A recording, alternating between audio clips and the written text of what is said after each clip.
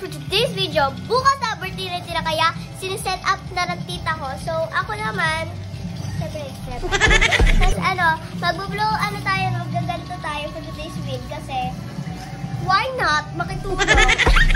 Galing ko tayo. Nagawa po kami ng backdrop para kay Tina. Kasama ko pala ang magaganda kong tita.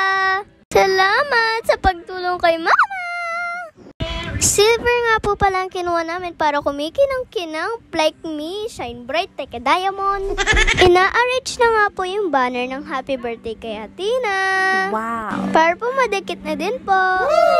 Binlow na nga po ni Tita Nika ang mga lobo. Lobo po to, pero masispell po ang pangalan ni Tina. Tita Nika, ba't ang ganda mo kaya ni? Kapampangan na ako. At ayan na nga po, nadikit po. Sobrang ganda. I'm falling in love. Ready na din po pang pictorial ni Tina. At abangan niyo po ako sa next vlog ko na birthday ni Tina. At sigurado magugustuhan niyo po ito. Woo! Thank you for watching. See you in the next vlog. Bye! Mwah!